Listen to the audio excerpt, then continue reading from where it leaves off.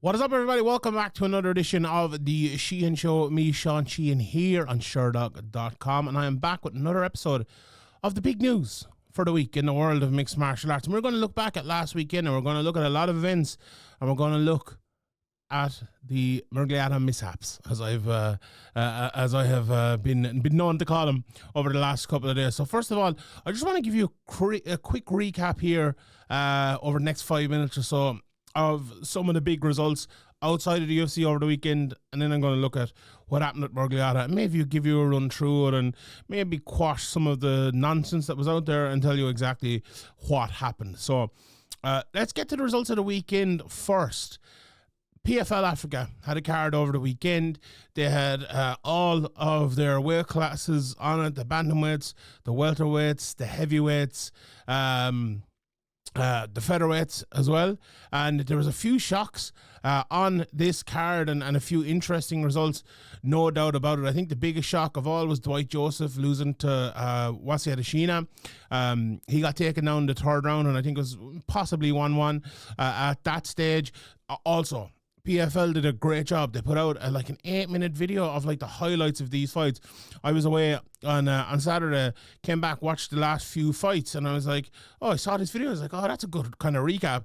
Saw the finishes that I needed to see. If I saw a fight went to decision or stuff, I was able to go back and watch it. A brilliant thing that PFL do. It was up on their YouTube and on their social medias as well. So that's a brilliant thing. And I think the UFC, the normal PFL, I know the PFL have done it on the Zone here, and I often watch that for a recap 3 months later, whatever it might be. But I love the way they're doing that now, so fair play to them. But that was definitely the biggest shock of the night. I think the other shock of the night, well, you could go with two, I suppose. Whenever a guy like Justin Clark, who's a big underdog, beats Maxwell Nana, there's definitely a bit of a shock involved. He won that fight. If you were listening to the betting show last week, I kind of said, I would, in these kind of unknown heavyweights in terms of where they can reach, bet the underdog, and it turned out to be right, and on that one, no doubt about it. And then I think the other kind of one that stood out to me was when two guys who were undefeated meet in Godogo and Cream and Ine, I believe it's pronounced. Godogo looked a real prospect coming in, but he got beaten, and lovely flying knee.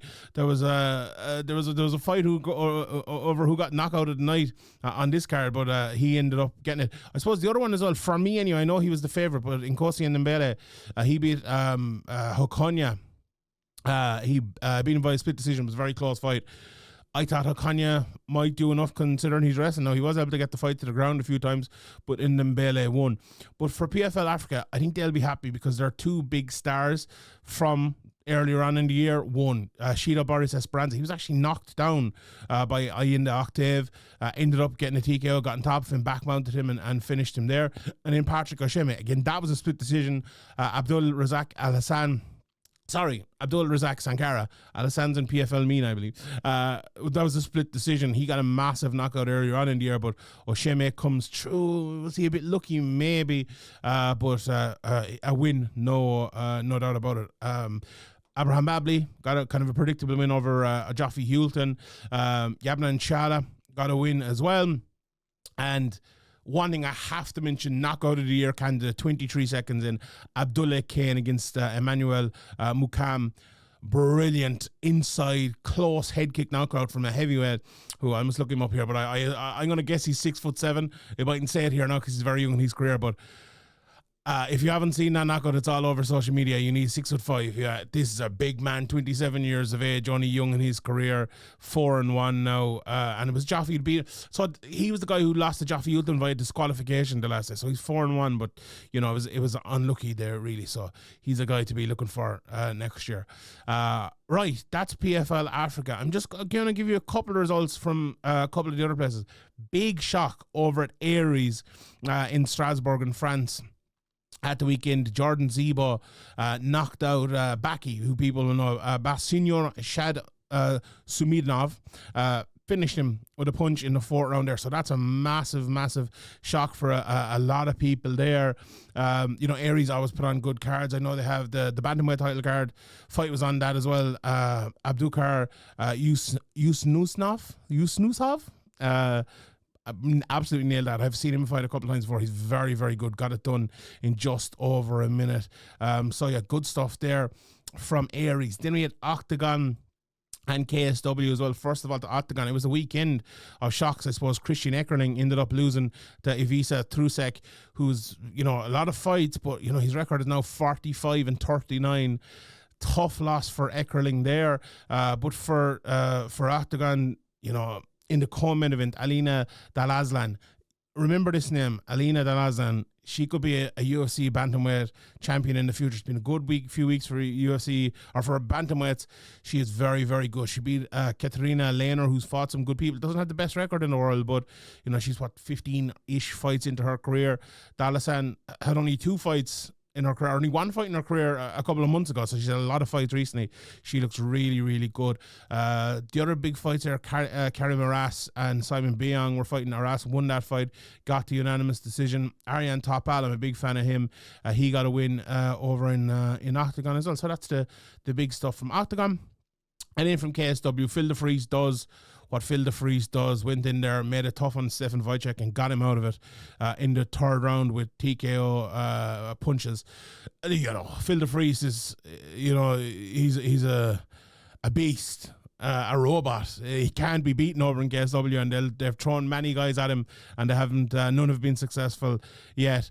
In the co-main event, the light heavyweight title was on the line. Rafael Hartog beat Bartosz Lesko. Good win for him over 5 rounds as well.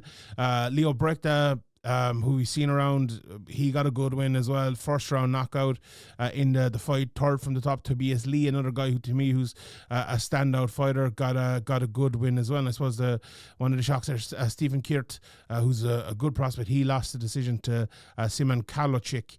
Good stuff from KSW, Oktagon, PFL Africa, and the Aries as well over the weekend. So that is your weekend recap. Right, let's talk about the 2 fights that Dan Miragliotta presided over at the weekend. And they were very, very different. I think one of them very simple to understand, another one more complicated. So the simple one was Kyle Nelson, Matt Frivola. If you haven't seen the fight, and you watch it back with no sound, you mightn't find anything weird about it. But what happened at the end of the 1st round, the 10-second clapper went. Nelson was on top of Frivola, landing some big shots. Thinking, is he going to get the stoppage here? Is he going to get to the end of the round? With 3 seconds left, Dan Miragliotta comes in, separates him. Everyone thinks the fight is over. He's stopped the fight.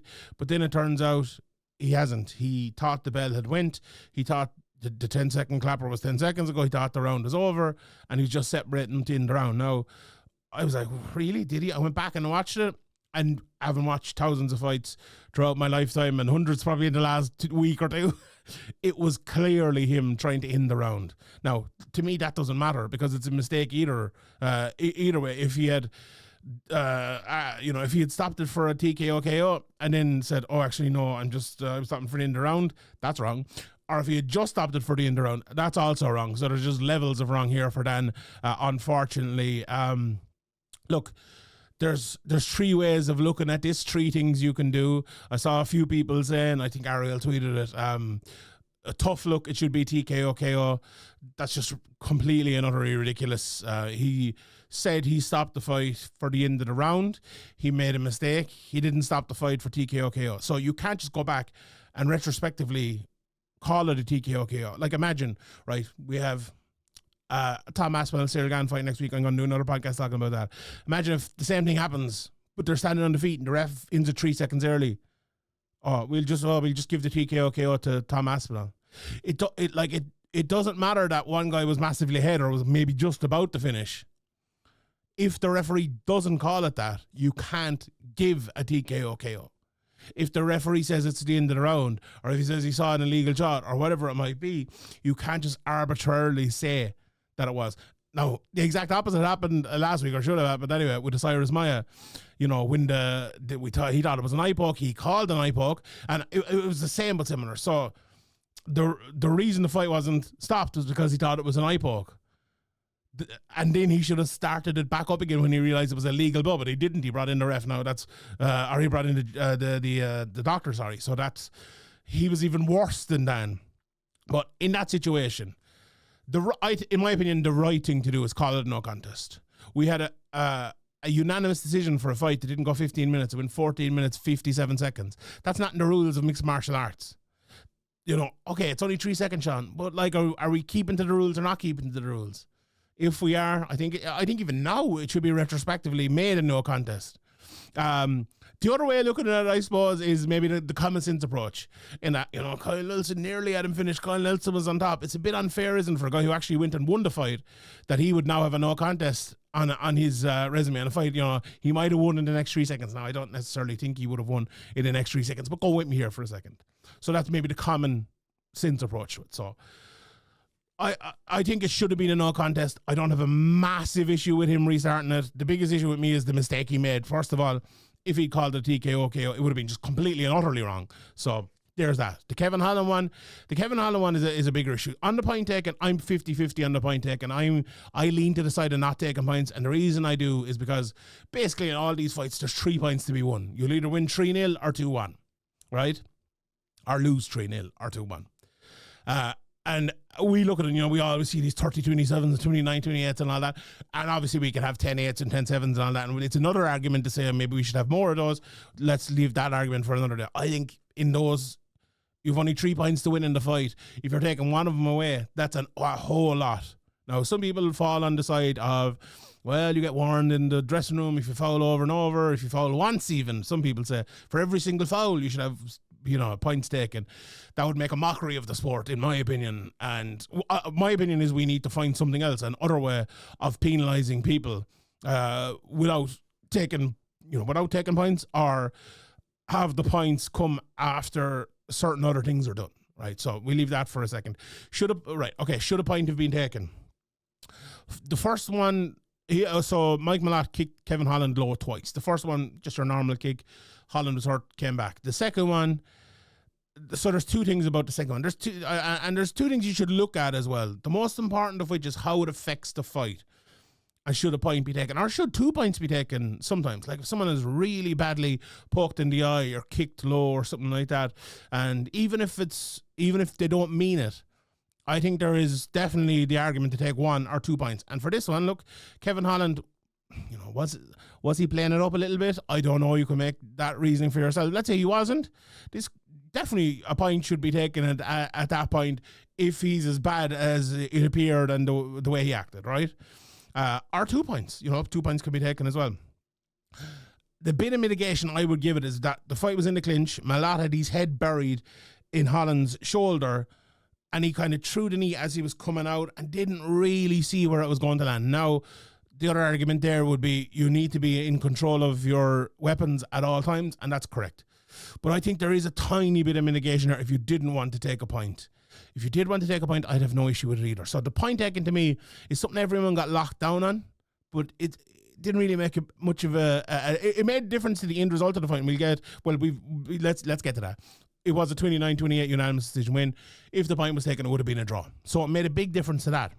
But the actual kicking, punching, wrestling, jiu-jitsu in the next, 11, 12 minutes, whatever it was, the point actually being taken away made no difference to that, right? Being taken away or not taken away. But what did was the way Dan Miragliotta acted. I have no problem with the point being taken and all of that. Come see, come sa. He gave Kevin Holland 5 minutes to recover, right? You're not given 5 minutes and 1 second, or 5 minutes and 10 seconds, or 5 minutes and 30 seconds, or 4 minutes. You're given as long as it takes for you to recover, or 5 minutes. The second it gets to 5 minutes, and Dan Miragliotta warned him with, I think it was 20 seconds ago, you've 20 seconds, make your mind up if you want to fight or not. When the bell struck midnight at 5 minutes, Miragliotta should have said, do you want the fight? If Kevin Holland said yes, restart the fight, no problem. If he said no, stop the fight, obviously. And if he didn't answer, stop the fight. He didn't answer. Miragliotta gave him another few seconds. He still didn't answer. He gave him another few seconds. And then he just restarted the fight with Kevin Holland like, oh, kind of, what would it have been at that stage? It would have been a no contest. Like, we already established Dan Miragliotta went to the corner. I basically said the strike is not intentional after talking to the VAR. So it would have been a no contest at that point. I've said this before. I said it with the Kiefer Crosby one a few weeks ago as well. The best case scenario in a place like that is always to restart the fight. We don't want no contests, right? Nobody wants a no contest. The other one earlier, a little bit different. I already explained that. So the right move there is to restart the fight. But after you've given a lad 5 minutes, after you've given him a warning 20 seconds earlier, after you asked him twice more, you have to stop the fight at that stage, right? Okay, he didn't. The fight kept going. Kevin Holland is limping around the place, can barely move, is obviously hurting really badly, or playing it up, whichever you want to say. We'll go hurting really badly. You have to stop the fight at that stage. And this is no longer a fair fight. This is not a lad. This is a lad who's gotten 5 minutes to recover. This is not a lad recovering right now. And then the fight gets to the end of the round. And the biggest issue here for me is Kevin Holland obviously still hurt. Like, obviously a place where you should stop the fight and go, this guy can't continue. But Dan Miragliotta goes up to him and says, Malott is going to win via disqualification if you stop now. Now, he misspoke there. Because Malott would have won by a knockout or TKO KO if Holland had stopped there, because it was no longer the low blow.